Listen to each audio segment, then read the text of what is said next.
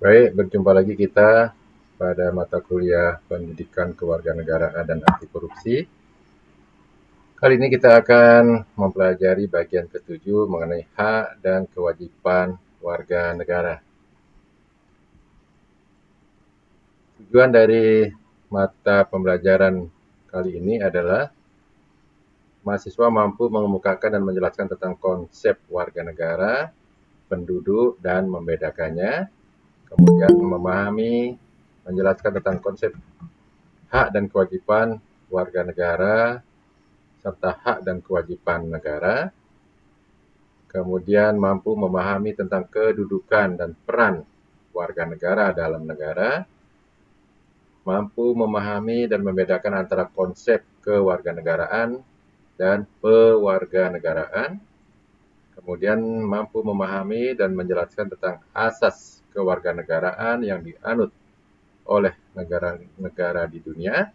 Dan yang terakhir diharapkan nanti mahasiswa mampu memahami dan menjelaskan tentang problem status kewarganegaraan sehingga dapat menemukan solusi atas problem kewarganegaraan yang bersangkutan. Kita mulai dengan bagian pertama mengenai konsep warga negara dan penduduk ya. Nah, ini tentunya sudah tidak asing bagi kita semua. Kita sudah sering mendengar kata warga negara, penduduk ya, rakyat, kemudian bukan warga negara asing ya, dan seterusnya.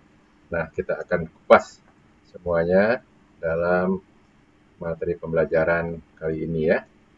Nah, seseorang diakui sebagai warga negara dalam suatu negara itu ditentukan oleh peraturan perundang-undangan dari negara yang bersangkutan ya. Nah, jadi itu merupakan hak dari setiap negara ya untuk mengatur mengenai siapa-siapa ya yang diakui sebagai warga negara dari negara yang bersangkutan. Nah, hal ini biasanya ditetapkan itu sesuai dengan budaya, sejarah, dan tradisi masing-masing dari negara yang bersangkutan. Warga negara merupakan terjemahan dari kata citizen ya dalam bahasa Inggris. Kata warga berarti peserta ya atau anggota dari suatu organisasi atau perkumpulan. Dengan demikian dalam konteks negara, jadi warga negara artinya adalah warga atau anggota dari suatu organisasi yang bernama negara. Pengertian lain menyatakan bahwa warga negara adalah rakyat, ya ada kata rakyat nih, ya, yang menetap di suatu wilayah dan rakyat tertentu dalam hubungannya dengan negara, ya.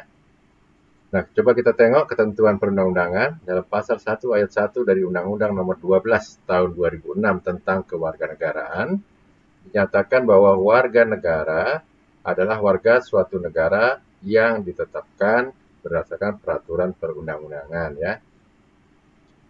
Nah, warga negara Indonesia atau sering kita singkat WNI, nah itu menurut ketentuan dari pasal 26 ayat 1 Undang-Undang Dasar 1945 menyatakan bahwa yang menjadi warga negara Indonesia ya adalah orang-orang bangsa Indonesia dan orang-orang bangsa lain, misalnya peranakan Belanda, peranakan Tionghoa, peranakan Arab yang bertempat tinggal di Indonesia, mengakui Indonesia sebagai tanah airnya, bersikap setia kepada Negara Kesatuan Republik Indonesia, dan disahkan oleh undang-undang sebagai warga negara ya. Jadi ada beberapa persyaratan untuk disebut menjadi warga negara Indonesia ya. Nah, ternyata bukan hanya orang-orang bangsa Indonesia asli, tetapi juga orang-orang bangsa lain ya itu boleh. Tapi syaratnya ya bertempat tinggal di Indonesia, mengakui Indonesia sebagai tanah airnya, bersikap setia ya kepada Negara Kesatuan Republik Indonesia, dan kemudian harus disahkan ya atau diakui oleh undang-undang itu sebagai warga negara. Selanjutnya pasal 26 ayat 3 Undang-Undang Dasar 1945 menyebutkan syarat-syarat untuk menjadi warga negara Indonesia itu ditetapkan dengan undang-undang ya. Ya, betul karena memang undang-undang apa namanya? Dasar 45 itu merupakan konstitusi dasar kita ya, hukum dasar kita yang mengatur dan tentunya juga diatur tentunya mengenai syarat-syarat untuk menjadi warga negara Indonesia yang kemudian diatur lebih lanjut dalam peraturan perundang-undangan, yaitu Undang-Undang Nomor 12 tahun 2006 ya, tentang kewarganegaraan. Nah, apakah konsep warga negara sama dengan penduduk? Ya, coba kita bedah. Dalam pasal 26 ayat 2 Undang-Undang Dasar tahun 1945 menyatakan bahwa penduduk adalah warga negara Indonesia dan orang asing yang bertempat tinggal di Indonesia. Nah, itu pengertian dari penduduk ya. Jadi penduduk adalah warga negara Indonesia, artinya WNI, tapi juga warga negara asing ya yang bertempat tinggal di Indonesia. Dengan demikian terdapat perbedaan antara warga negara dan penduduk ya, ada pemisahan siapa yang menjadi penduduk, siapa yang menjadi warga negara ya. Warga negara memerlukan penetapan atau pengesahan dari peraturan perundang-undangan agar disahkan sebagai warga negara, sedangkan untuk penduduk itu tidak perlu penetapan berdasarkan peraturan perundang-undangan, hanya saja jika sudah bertempat tinggal di Indonesia, maka seseorang itu ya, siapapun itu, orang asing, sudah dianggap sebagai penduduk Indonesia. Kesimpulannya, warga negara sudah pasti penduduk, tapi belum tentu ya penduduk itu adalah warga negara. Nah, dalam hubungannya dengan negara, nah itu ada perbedaan ya. Warga negara dan penduduk memiliki hak dan kewajiban yang berbeda ya. Contoh, pasal 29 ayat 2 Undang-Undang Dasar 45 menyatakan negara menjamin kemerdekaan tiap-tiap penduduk untuk memeluk agamanya masing-masing dan beribadah untuk menurut agama dan kepercayaannya itu. Nah, inilah ya, jadi karena Undang-Undang Dasar 45 itu sudah mengakui HAM ya, karena kebebasan memeluk agama itu kan salah satu hak asasi manusia ya. Ya, jadi siapapun yang ada di Indonesia, apakah itu warga negara Indonesia, apakah orang asing, ya, yang dalam hal ini semuanya disebut sebagai penduduk, nah itu tetap ya dijamin ya untuk dapat memeluk agama dan beribadah menurut agama yang tersebut ya. Nah itu jadi yang diberikan hak di sini adalah semua manusia yang berada di Indonesia ya. Nah, kita lihat pasal 27 ayat 2 Undang-Undang Dasar 45 menyatakan tiap-tiap warga negara berhak atas pekerjaan dan penghidupan yang layak bagi kemanusiaan ya. Nah, menurut pasal ini yang diberikan hak terbatas hanya kepada warga negara Indonesia ya. Jadi orang asing yang tidak diberikan hak atas pekerjaan dan penghidupan yang layak ya bagi kemanusiaan, yang dilindungi, yang diberikan hak oleh negara tentunya hanya warga negara Indonesia.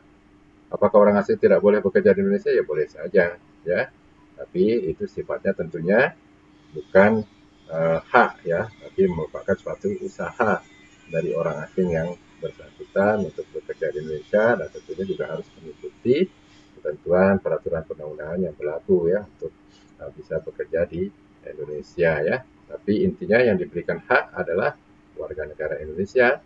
Karena apa? Ya karena sebenarnya batang tubuh atau pasal 27 ini kan merupakan pengejawantahan dari tujuan didirikannya Negara Kesatuan Republik Indonesia sebagaimana tercantum dalam pembukaan ya. Nah, coba kita tengok lagi di pasal 31 Undang-Undang Dasar tahun 45 menyatakan tiap-tiap warga negara berhak mendapat pengajaran ya. Jadi yang dilindungi atau diberikan hak oleh negara itu hanya warga negara Indonesia untuk mendapatkan pengajaran ya, seperti yang sedang kita laksanakan sekarang ya. Jadi adik-adik, nah itu diberikan hak oleh negara ya untuk mendapatkan pengajaran ya. Nah, dibentuklah kementerian ya. Sekarang namanya Kementerian Pendidikan, Kebudayaan, Riset dan Teknologi ya. Mas Menteri yang mimpin ya. Nah, itu jadi hanya diberikan kepada warga negara ya. Warga negara asing boleh nggak belajar di Indonesia? Ya boleh saja, tapi itu merupakan upaya atau usaha yang bersangkutan ya, tapi bukan merupakan hak ya yang diberikan oleh negara. Nah, apakah bukti bahwa seseorang itu sudah menjadi warga negara? Ya, nah ini pasti adik-adik sudah pasti mengetahuinya ya, dan itu sudah yang dewasa, nah pasti akan selalu membawa kartu tanda penduduk ya. Nah, jadi warga negara ya itu di samping memiliki kartu tanda penduduk, ya pasti ada kartu keluarga, dasar penerbitan dari kartu penduduk, dan akte kelahiran ya. Nah, itu adalah bukti seseorang sudah memiliki warga negara, berarti sah menurut undang-undang karena memang itulah bukti seseorang yang secara undang-undang atau secara peraturan perundang-undangan membuktikan bahwa yang bersangkutan menjadi warga negara ya. Nah, kita tengok pasal 4 butir 2 Keputusan Presiden RI nomor 56 tahun 96 tentang bukti kewarganegaraan Indonesia. Nah, itu berbunyi, bagi warga negara Republik Indonesia yang telah memiliki kartu tanda penduduk atau KTP, atau kartu keluarga, atau akte kelahiran, pemenuhan kebutuhan persyaratan untuk kepentingan tertentu tersebut cukup menggunakan kartu tanda penduduk atau kartu keluarga atau akte kelahiran tersebut. Ya, artinya untuk menjadi warga negara Indonesia harus memiliki dokumen-dokumen yang seperti yang tercantum dalam pasal 4 butir 2 dari Kepres ya. Nah, ini adik-adik bisa membuktikan ya, untuk keperluan apa-apa di ke bank cukup pakai KTP, nah, sudah dilayani ya, termasuk untuk kuliah di Atro Bali juga perlu ya, KTP ya, kemudian kartu keluarga, akte kelahiran. Nah, itu adalah dokumen-dokumen yang diperlukan ya. Jadi untuk pemenuhan kepentingan tertentu ya, dengan syarat itu pun KTP, KK, dan akte kelahiran sudah cukup ya. Nah, termasuk untuk membuat paspor. Nah, paspor ini dokumen juga apa yang membuktikan kewarganegaraan suatu negara, tapi untuk bepergian kepada negara-negara lain ya.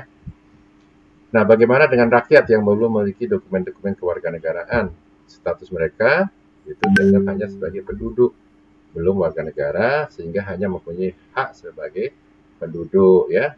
Nah, ini adik-adik sekalian, teman-teman sekalian. Nah, ini juga tugas kita bersama ya untuk terus mensosialisasikan, membantu ya jika ada masyarakat, keluarga, ya teman-teman kita yang memang belum memiliki apa namanya bukti kewarganegaraan KTP, KK, dan akte kelahiran. Nah, itu kita anjurkan supaya mereka segera mendaftarkan diri untuk mengurus KTP, KK, atau akte kelahiran. Supaya apa? Ya supaya mendapat perlindungan dari negara ya, dapat menuntut haknya atau kewajiban negara untuk memenuhi hak-hak dari warga negara yang bersangkutan karena menjadi warga negara. Nah, kalau belum, ya dia hanya dianggap sebagai penduduk ya. Nah, ini mungkin di tengah masyarakat banyak yang mungkin ada kejadian ya, saya kok penduduk Indonesia kok saya tidak diperhatikan. Ya, kemungkinan besar yang bersangkutan belum terregister atau belum terdaftar karena belum mempunyai bukti bahwa sebagai warga negara, yaitu KTP, KK ya, atau akte kelahiran. Dan itu semuanya sebenarnya sudah banyak diberikan kemudahan oleh pemerintah, bahkan bikin KTP, KK sebenarnya gratis ya. Nah, apa yang dimaksud dengan istilah rakyat? Bukan penduduk dan bukan warga negara atau orang asing.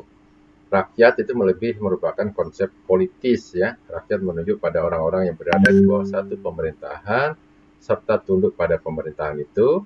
Istilah rakyat biasanya dilawankan dengan penguasa ya. Nah, ini sering.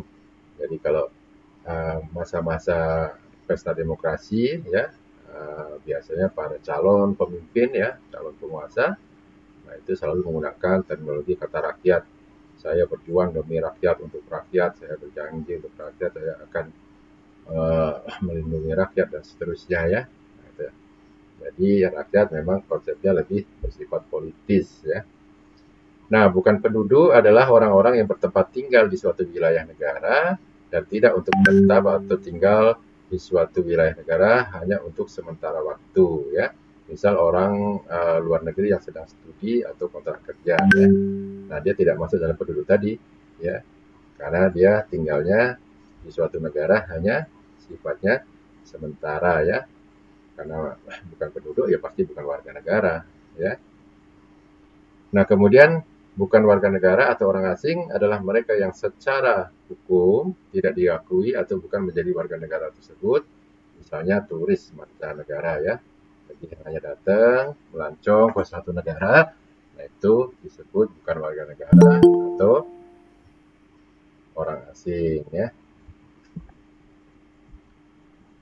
Nah, kita lihat nih bagian pembagiannya ya. Jadi kita lihat di sini, jadi rakyat ya, yang paling cakupannya paling luas ya. Kemudian dibagi penduduk dan bukan penduduk ya, yang merupakan bagian dari rakyat. Jadi rakyat itu dibedakan menjadi dua, yang merupakan penduduk dan bukan penduduk ya. Nah, kemudian dari penduduk dibedakan lagi ya, ada warga negara dan ada yang bukan warga negara atau orang asing, yaitu turis atau wisatawan yang datang ke Indonesia.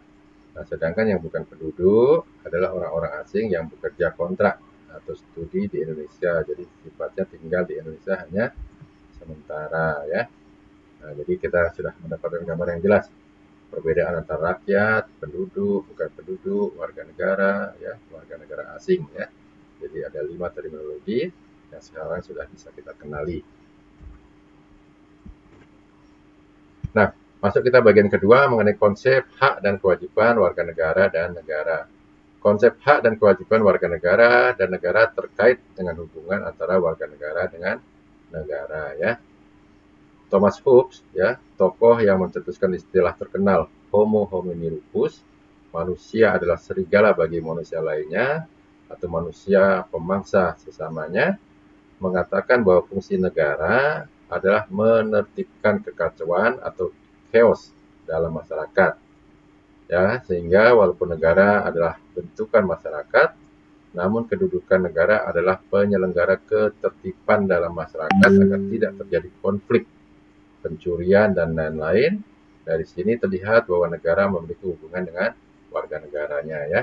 Jadi itu kita bernegara itu supaya sebenarnya ada ketertiban, ada keteraturan ya, karena ada kesepakatan yang harus kita jalani bersama. Nah, kalau enggak ya berarti terjadi hukum rimba, ya hukum yang liar, sehingga dulu ya kita lihat ya manusia itu bisa menjadi serigala bagi manusia lainnya atau homo homini lupus ya.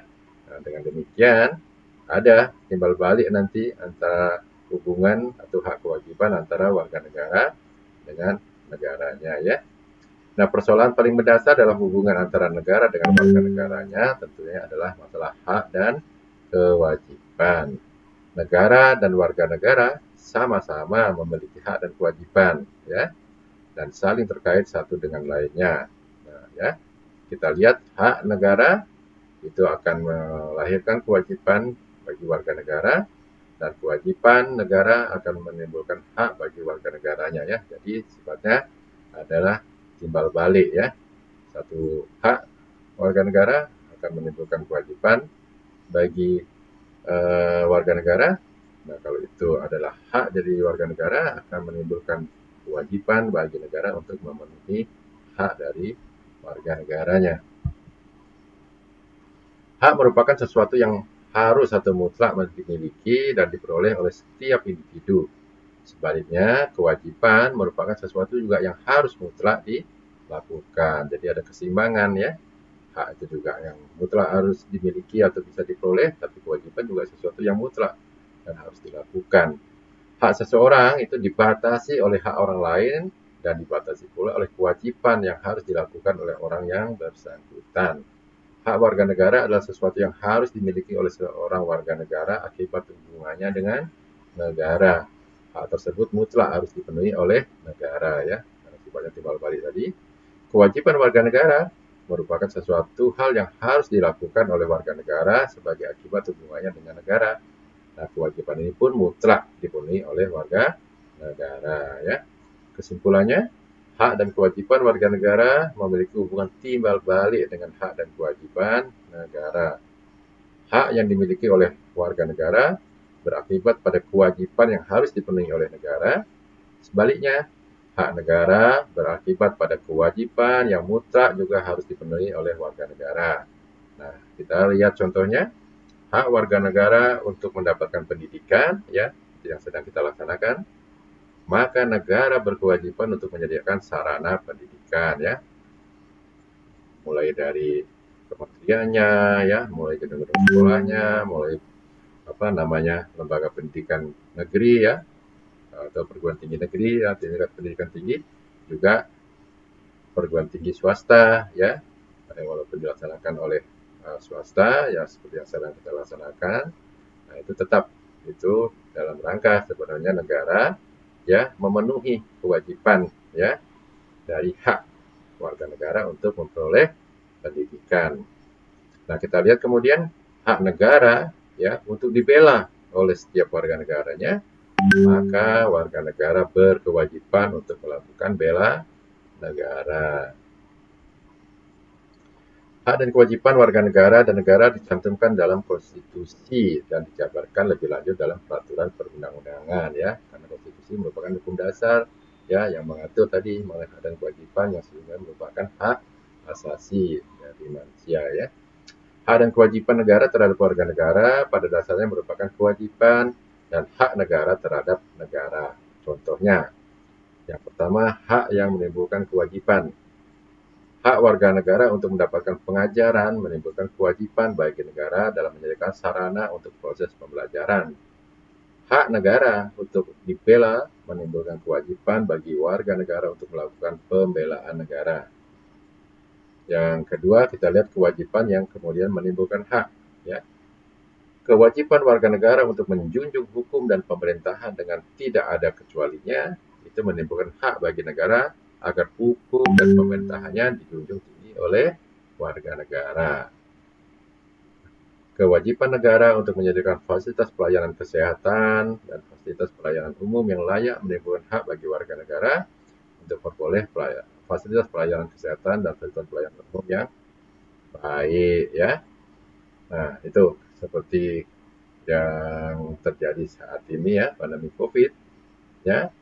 Nah, itu menjadi kewajiban negara menyediakan segala sesuatunya supaya warga negara Indonesia tetap sehat, ya, diberikan imunisasi dan seterusnya, ya. Nah, itu adalah hak, ya, yang harus didapatkan oleh warga negara untuk mendapatkan pelayanan kesehatan dari negara, ya. Nah, kita masuk ke bagian yang ketiga, kedudukan dan peran warga negara dalam negara, ya. Kita bicara kedudukan dan peran. Kedudukan warga negara dalam suatu negara itu sangat penting statusnya, ya, terkait dengan hak dan kewajiban yang dimiliki sebagai warga negara. Perbedaan status atau kedudukan sebagai warga negara sangat berpengaruh terhadap hak dan kewajiban yang dimiliki, baik yang mencakup bidang politik, ekonomi, sosial budaya maupun pertahanan keamanan, ya. Tadi sudah kita bahas di bagian awal, ya. Ada perbedaan tentunya antara penduduk dan warga negara, ya. Jadi perbedaan status, ya, atau kedudukan sebagai warga negara, itu akan memiliki pengaruh, ya, yang berbeda terhadap hak dan kewajiban, ya. Nah, kedudukan warga negara dalam negara itu adalah sebagai berikut.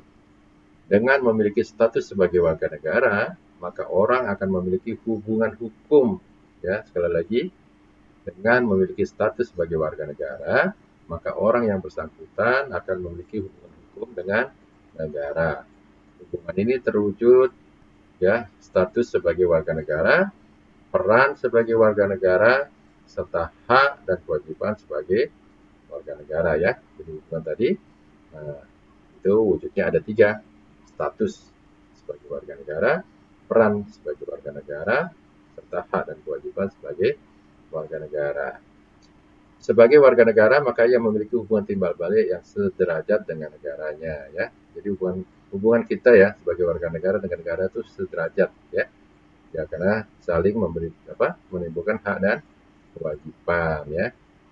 Nah, secara teori status warga negara itu meliputi status pasif, ya, status aktif, status negatif, dan status positif.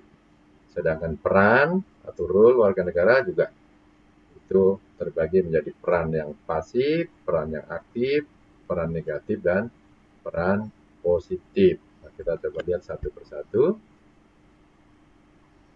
Peran warga negara. Peran pasif adalah kepatuhan warga negara terhadap peraturan perundang-undangan yang berlaku, ya. Jadi begitu ada peraturan perundang-undangan dan dinyatakan berlaku, nah itu ya kita sebagai warga negara apa tadi kewajibannya menjunjung ya hukum tadi ya, peraturan perundang-undangan itu ya harus kita patuhi, harus kita taati, dan tentunya kalau kita melanggar ya harus bersedia atau siap menerima sanksinya. Nah, jadi tidak usah disuruh-suruh ya, tidak usah diajak-ajak ya. Kepatuhan terhadap peraturan perundang-undangan itu harus ya secara pasif ya, artinya itu memang harus dilaksanakan ya. Tidak perlu kita berkoar-koar, kita menyatakan saya patuh, enggak. Jadi begitu ada peraturan perundang-undangan dan dinyatakan itu berlaku, maka setiap warga negara itu harus ya mematuhi peraturan perundang-undangan. Nah, itu yang disebut peran pasif ya. Nah, kemudian peran aktif merupakan aktivitas warga negara untuk terlibat berpartisipasi serta ambil bagian dalam kehidupan bernegara, terutama dalam mempengaruhi keputusan politik ya. Nah, itu aktif itu berarti berpartisipasi, termasuk tadi kalau ada peraturan perundang-undangan, mau tidak mau itu sudah mengikat kita dan kita harus patuh. Nah, tetapi misalkan kita ada yang kurang berkenan, ada yang kita mau koreksi, nah itulah saatnya kita melakukan peran aktif ya, melakukan kritik ya, memberikan saran, yang mengajukan perubahan atau penyesuaian terhadap peraturan perundang-undangan yang berlaku ya. Nah, kemudian peran positif merupakan aktivitas warga negara untuk meminta pelayanan dari negara untuk memenuhi kebutuhan hidup. Nah, ini peran positif. Nah, seperti sekarang ya pemerintah sudah melaksanakan kewajibannya ya menyediakan sarana prasarana kesehatan, terutama dalam menangani pandemi COVID. Nah, kita harus positif sebagai warga negara ya. Berperan positif artinya ya ayo kita vaksin, ayo kita patuhi protokol kesehatan. Nah, kemudian peran negatif merupakan aktivitas warga negara untuk menolak campur tangan negara dalam persoalan pribadi ya. Ada batas-batas ya yang apa namanya yang tidak boleh dilampaui ya, yang menyangkut kepentingan-kepentingan yang sifatnya pribadi. Nah, itu kalau ada intervensi ya, yang misal campur tangan masalah urusan keluarga yang merupakan urusan pribadi, nah itu boleh kita tolak ya. Nah, itu merupakan peran negatif dari warga negara ya. Nah, kemudian kita masuk ke bagian keempat. Nah, ini supaya nanti kita bisa membedakan ya pengertian kewarganegaraan dan kewarganegaraan ya. Nah, kewarganegaraan atau citizenship ya artinya keanggotaan yang menunjukkan hubungan atau ikatan antara negara dan warga negaranya. Nah, itu disebut kewarganegaraan. Jadi kewarganegaraan diartikan dengan segala jenis hubungan dengan suatu negara yang mengakibatkan adanya suatu kewajiban negara untuk melindungi orang yang bersangkutan. Pasal 1 ayat 2 Undang-Undang Nomor 12 Tahun 2006 tentang Kewarganegaraan menyatakan kewarganegaraan adalah segala ikhwal yang berhubungan dengan negara. Artinya segala sesuatu yang berkaitan dengan kewarganegaraan akan selalu berhubungan dengan negara ya. Nah, tadi hubungannya setara, hubungannya sifatnya timbal balik. Jadi kita bicara warga negara, ya pasti akan berhubungan dengan negara ya. Nah, istilah kewarganegaraan dibedakan menjadi dua, yaitu kewarganegaraan dalam arti yuridis dan sosiologis ya. Dalam arti yuridis itu ditandai dengan adanya ikatan hukum ya antara orang-orang dengan negara yang mengakibatkan ketundukan warga negara terhadap negara, ditandai dengan adanya akte kelahiran, surat pernyataan, dan lain-lain sebagainya. Itu dalam arti yuridis ya. Kita harus tunduk artinya memenuhi apa-apa yang memang diatur ya dalam hubungan hukum antara warga negara dengan negaranya ya. Nah, kewarganegaraan dalam arti sosiologis itu tidak ditandai oleh adanya ikatan hukum, tetapi ikatan emosional, perasaan, ikatan keturunan, ikatan tanah air dan lain-lainnya. Kita misalnya seperti bela negara, nasionalisme ya. menjaga melestarikan budaya dan sebagainya. Nah, itu artinya kewarganegaraan dalam arti sosiologis. Nah, kemudian kewarganegaraan dalam arti formil dan material. Dalam arti formil, di mana kewarganegaraan seseorang mengakibatkan orang tersebut memiliki pertalian hukum serta tunduk pada hukum negara yang bersangkutan. Itu secara formil. Nah, secara material, di mana orang yang sudah memiliki kewarganegaraan tidak jatuh pada kekuasaan atau kewenangan negara lain. Negara lain tidak berhak memperlakukan kaedah-kaedah hukum pada orang yang bukan warga negara. Itu dalam artian material ya, kewarganegaraan secara material. Artinya yaitu kalau dia warga negara Indonesia ya yang berhak mengatur karena ada hubungan hukum atau hukum itu adalah dengan negara Indonesia ya, sehingga ke negara lain itu tidak berhak ya melakukan kaedah hukum dari negara yang bersangkutan kepada warga negara Indonesia. Nah, kita lihat pengertian pewarganegaraan ya. Ini adik-adik pasti juga sering ya dengan istilah naturalisasi ya. Dan banyak contoh-contoh orang-orang yang tadinya bukan warga negara Indonesia menjadi warga negara Indonesia ya. Nah, pewarganegaraan adalah tata cara bagi orang-orang asing untuk memperoleh kewarganegaraan suatu negara yang selanjutnya disebut dengan naturalisasi.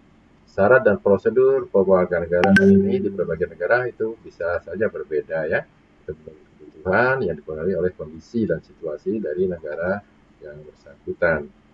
Di Indonesia ya diatur dalam pasal 1 ayat 3 Undang-Undang Nomor 12 tahun 2006 menyatakan bahwa pewarganegaraan adalah tata cara bagi orang asing untuk memperoleh kewarganegaraan Republik Indonesia melalui permohonan ya. Nah, jadi kata kuncinya adalah permohonan. Nah, permohonan itu harus mengikuti tata cara ya yang diatur dalam undang-undang ya. Nah, syarat-syarat untuk memperoleh naturalisasi ya menurut Undang-Undang 12 tahun 2006, yang pertama sewaktu mengajukan permohonan itu berada di wilayah negara Republik Indonesia paling singkat 5 tahun ya secara berturut-turut, atau boleh juga ya kalau tidak berturut-turut, nah itu harus selama 10 tahun ya, artinya 1 tahun tinggal di Indonesia, nah kemudian kembali lagi ke negara asing, tahun depannya datang, nah itu gitu 10 tahun totalnya, nah itu sudah memenuhi syarat ya, atau memang 5 tahun terus-menerus tinggal di Indonesia. Yang kedua, sudah berusia 18 tahun atau sudah menikah, kemudian dapat berbahasa Indonesia dengan baik dan benar, serta mengakui dasar negara Pancasila dan Undang-Undang Dasar Negara Republik Indonesia tahun 45 ya, itu syaratnya ya, akui ya dasar negara Pancasila dan konstitusi ya Undang-Undang Dasar tahun 45 dan dapat berbahasa Indonesia yang baik dan benar. Kemudian sehat jasmani dan rohani, tidak pernah dijatuhi hukuman pidana karena melakukan tindak pidana yang diancam dengan pidana penjara 1 tahun atau lebih. Jika dengan memperoleh kewarganegaraan Indonesia tidak menjadi kewarganegaraan negara ya, nah, itu juga tidak boleh.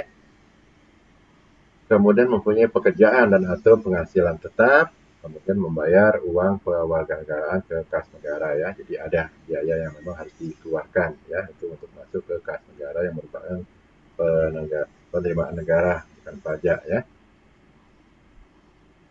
Nah, yang kalah penting yaitu bagi untuk menjadi warga negara Indonesia, tapi syarat-syarat yang lain ya juga sudah harus punya pekerjaan atau penghasilan tetap ya, sehingga nanti karena begitu jadi warga negara, nah, kan dia otomatis mempunyai hak untuk mendapatkan penghidupan yang layak. Nah, artinya supaya tidak membebani lagi bagi negara Indonesia ya. Nah, kemudian bagian kelima kita lihat asas-asas kewarganegaraan ya. Nah, ini juga penting kita pelajari supaya kita mengenali ya asas-asas kewarganegaraan, karena ini berkaitan hukum nanti mengenai status kewarganegaraan ya. Nah, setiap negara yang berdaulat dan berwenang menentukan siapa-siapa yang menjadi warga negaranya ya, tentunya itu diatur dalam peraturan perundang-undangannya ya. Dalam menentukan kewarganegaraan seseorang dikenal adanya asas kewarganegaraan ya berdasarkan kelahiran dan juga asas kewarganegaraan berdasarkan perkawinan ya. Jadi ada dua asas dikelompokkan ya. Asas kewarganegaraan yang berdasarkan kelahiran dan ada asas kewarganegaraan berdasarkan perkawinan. Nah, kita lihat satu persatu penentuan kewarganegaraan berdasarkan kelahiran. Nah, itu juga dibagi menjadi dua asas, yaitu ius soli dan ius sanguinis. Nah, kita bedah satu persatu. Ius soli itu berasal dari kata ius, artinya hukum atau dalil atau pedoman, dan kata soli atau solum yang artinya negeri. Dengan demikian, kewarganegaraan seseorang ya menurut asas ini ditentukan berdasarkan tempat kelahiran atau daerah tempat seseorang dilahirkan yang menentukan kewarganegaraannya. Nah, kemudian untuk ius sanguinis itu berasal dari kata ius, hukum, dalil atau pedoman, dan sanguinis yang artinya darah atau keturunan. Dengan demikian, kewarganegaraan seseorang itu ditentukan berdasarkan keturunan atau pertalian darah atau kewarganegaraan dari orang tua yang menentukan kewarganegaraan anaknya ya, jadi hubungan darah. Ya, kalau warga negara Indonesia, anaknya otomatis jadi warga negara Indonesia ya. Itu menurut asas ius sanguinis ya. Nah, kemudian yang kedua kita lihat ya kewarganegaraan yang didasarkan pada perkawinan. Nah, itu juga ada dua ya, asas kesatuan hukum dan ada asas persamaan derajat. Asas kesatuan hukum itu didasarkan pada paradigma suami istri ataupun ikatan keluarga itu merupakan inti masyarakat yang menistayakan suasana yang sejahtera, ya, sehat, bahagia, tidak terpecah ya, jadi utuh keluarga itu. Nah, dalam penyelenggaraan kehidupan bermasyarakatnya, ikatan keluarga yang baik perlu mencerminkan adanya suatu kesatuan yang bulat ya. Nah, ini. Jadi asas perkawinan ya, misalnya seseorang warga negara A kemudian kawin dengan warga negara B. Nah, kalau di negaranya menganut asas kesatuan hukum, ya misalnya di negara A, ya si B harus menjadi warga negara A supaya dia menjadi keluarga yang utuh ya. Kemudian ada asas persamaan derajat ya, di mana suatu perkawinan tidak menyebabkan perubahan atas status kewarganegaraan masing-masing pihak, baik suami atau istri tetap memiliki kewarganegaraan asalnya ya. Dan banyak juga negara-negara yang mengandung prinsip seperti ini. Jadi ya bebas-bebas lah, siapapun boleh kawin dengan warga negara saya dan tetap mempertahankan warga negaraannya ya, karena mengakui ya sederajat itu adalah hak masing-masing orang ya. Negara tidak terikat oleh negara lain dalam menentukan kewarganegaraan.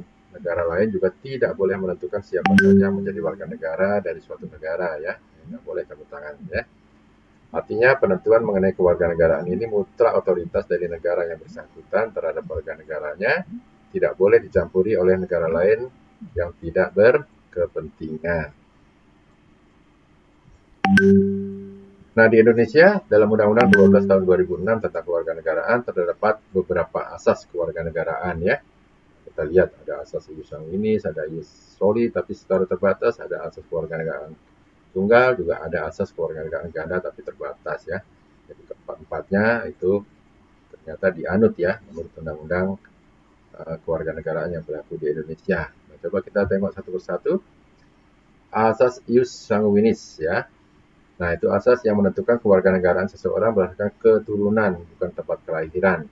Artinya jika anak yang lahir dimanapun, jika orang tuanya adalah warga negara Indonesia, maka si anak tetap akan menjadi warga negara Indonesia ya. Nah, ini asas yang utama yang dianut di Indonesia adalah asas ius sanguinis.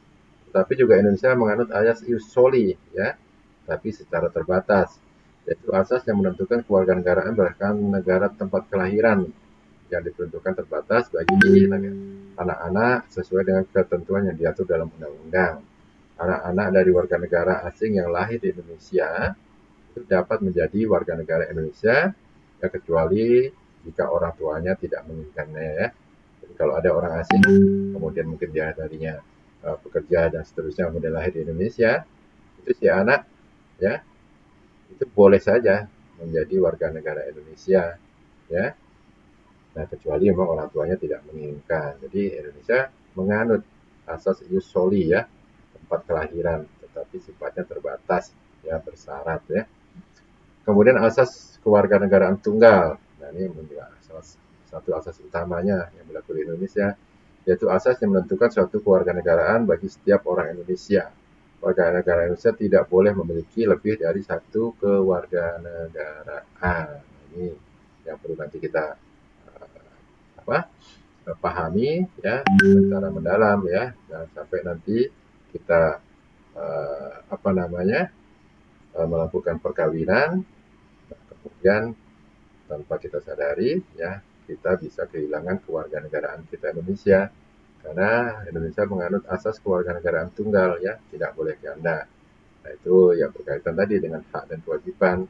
Nah, salah satunya ya hak warga negara Indonesia untuk memiliki hak milik atas tanah ya. Nah, itu hanya khusus diperuntukkan bagi warga negara Indonesia ya. Jadi kalau warga negara Indonesia itu kemudian kehilangan status warga negaraannya ya, atau dia dalam perkawinan yang berbeda dengan pasangan hidupnya keluarga negaraannya, nah itu tidak memenuhi asas kewarganegaraan tunggal, sehingga tidak boleh memiliki hak di atas tanah di Indonesia. Nah, kemudian asas kewarganegaraan ganda terbatas ya, yaitu asas yang menentukan kewarganegaraan bagi anak-anak sesuai dengan ketentuan yang diatur dalam undang-undang. Seseorang anak boleh memiliki kewarganegaraan ganda bila masih berumur di bawah 17 atau 18 tahun atau belum menikah atau masih berada di bawah pengampuan atau asuhan orang tua. Jika si anak sudah berusia lebih dari 17 atau 18 tahun, sudah menikah atau sudah tidak lagi berada di bawah pengampuan atau asuhan orang tua, si anak wajib ya memilih salah satu kewarganegaraan dan meninggalkan kewarganegaraan lainnya ya. Jadi hanya batasnya sampai tadi ya. 18 ya, belum menikah atau masih berada di bawah pengampuan ya. Begitu sudah lewat itu harus memilih, karena Indonesia utamanya adalah menganut asas kewarganegaraan tunggal ya. Nah, selain asas kewarganegaraan di atas, masih ada satu lagi cara untuk menentukan kewarganegaraan seseorang, yaitu dengan proses pewarganegaraan atau naturalisasi yang tadi kita sudah bahas ya, di mana kewarganegaraan seseorang dapat diminta atau dimohonkan kepada negara yang diinginkan. Syarat dan ketentuan naturalisasi pada masing-masing negara berbeda sesuai dengan kondisi dan peraturan perundangan yang berlaku. Di Indonesia itu diatur dalam pasal 9 Undang-Undang 12 tahun 2006 tentang kewarganegaraan. Nah, selain seseorang dapat menjadi warga negara suatu negara, ia dapat juga kehilangan ya. Nah, ini hati-hati ya kita semua. Jadi dapat juga kita kehilangan kewarganegaraan jika orang tersebut memenuhi hal-hal tertentu yang dilarang atau diatur dalam peraturan perundangan dari negara yang bersangkutan. Nah, di Indonesia seseorang dapat kehilangan kewarganegaraannya jika terdapat hal sebagai berikut ya. Nah, ini penting buat kita semua ya. Apalagi nanti adik-adik sudah dewasa ya, mungkin nanti akan menikah, siapa tahu berjodoh dengan orang asing atau nanti bekerja di luar negeri dan seterusnya ya. Nah, ini coba kita pahami ya hal-hal ya yang dapat menyebabkan ya kita sebagai warga negara Indonesia kehilangan kewarganegaraan sebagai warga negara Indonesia. Yang pertama, memperoleh kewarganegaraan asing ya atau warganegaraan lain atas kemauan sendiri ya. Nah, itu otomatis kehilangan kewarganegaraan ya. Nah, ini ada beberapa kasus yang terjadi ya. Salah satunya dulu Wakil Menteri Energi dan Pertambangan ya, si Archandra Ahsar ya kalau nggak salah ya. Nah, itu adalah apa namanya, orang Indonesia yang di luar negeri, perusahaan minyak yang sangat ngetop dan berpengalaman.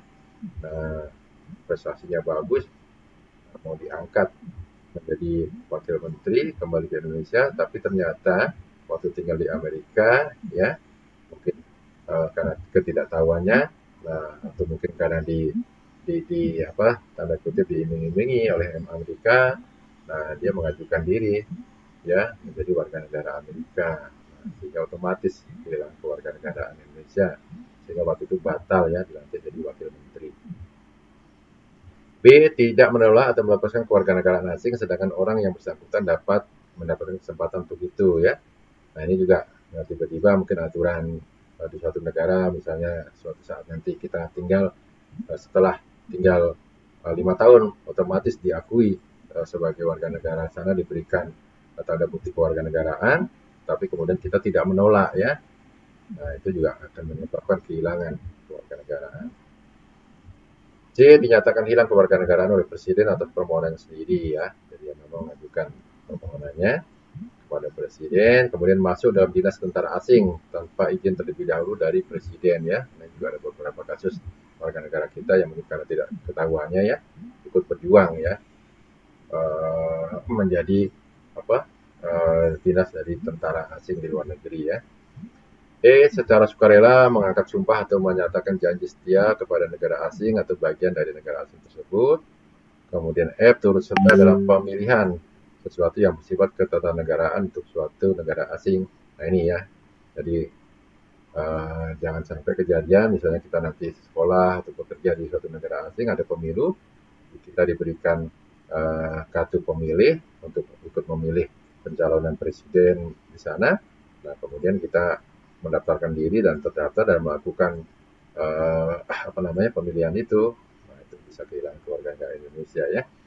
Yang terakhir, mempunyai paspor atau surat yang bersifat paspor dari negara asing atau surat yang dapat diartikan sebagai tanda kewarganegaraan yang masih berlaku dari negara lain atas namanya. Nah, itu ya. Jadi paspor itu kalau misalnya di sana kemudian udah saya berikan paspor dari negara tempat kita tinggal atau bekerja di luar negeri ya. Nah, itu otomatis ya berarti kita menerima kewarganegaraan asing. Nah, itu otomatis bisa kehilangan kewarganegaraan Indonesia. Selanjutnya, tempat tinggal di luar wilayah negara Indonesia selama 5 tahun berturut-turut, bukan dalam rangka dinas negara, tetap tanpa alasan yang sah, dan dengan sengaja tidak menyatakan keinginannya untuk tetap menjadi warga negara Indonesia semenjak waktu 5 tahun itu berakhir. Dan setiap 5 tahun berikutnya, yang bersangkutan tidak mengajukan pernyataan ingin tetap menjadi warga negara Indonesia kepada perwakilan Republik Indonesia yang wilayah kerjanya meliputi tempat tinggal yang bersangkutan, padahal perwakilan tersebut telah memberitahukan secara tertulis kepada yang bersangkutan. Ya, ini adik-adik ya, nanti kalau misalnya dapat kerjaan atau tinggal di luar negeri, nah itu kalau terus kita sampai 5 tahun, nah itu ingat-ingat sebelum 5 tahun berakhir, nah itu kita harus ya, pulang ke Indonesia atau tetap itu menyatakan ya nanti ke konsulat kita atau ke dubes kita ya, bahwa saya tetap menjadi warga negara Indonesia ya. Nah, kemudian perempuan warga negara Indonesia yang kawin dengan laki-laki warga negara asing kehilangan kewarganegaraannya jika menurut hukum negara asal suaminya kewarganegaraan istri mengikuti kewarganegaraan suami sebagai akibat perkawinan tersebut ya. Yang tadi asas perkawinan tunggal ya. Misalnya kita jadi pekerja atau kita perempuan Indonesia kemudian berkenalan dengan warga negara asing kemudian menikah dan ternyata menurut ketentuan hukum di negara si suami tersebut orang asing tersebut, nah itu harus ya mengikuti kewarganegaraan si suaminya, itu bisa kehilangan kewarganegaraan Indonesia ya. Atau juga laki-laki yang warga negara Indonesia yang kawin dengan perempuan warga negara asing kehilangan kewarganegaraan jika menurut hukum negara asal istrinya kewarganegaraan suami mengikuti kewarganegaraan sebagai akibat perkawinan tersebut ya. Sama yang ini istrinya akhirnya WNI, istrinya orang asing, ternyata di negaranya menganut asas kewarganegaraan tunggal ya. Kemudian setiap orang yang memperoleh kewarganegaraan RI berdasarkan keterangan yang kemudian hari dinyatakan palsu atau dipalsukan, tidak benar atau terjadi kekeliruan mengenai orangnya oleh instansi yang berwenang dinyatakan batal kewarganegaraannya. Nah, ini biasanya untuk naturalisasi dan sebagainya ternyata ada pemalsuan ya dari dokumen-dokumen yang diperlukan.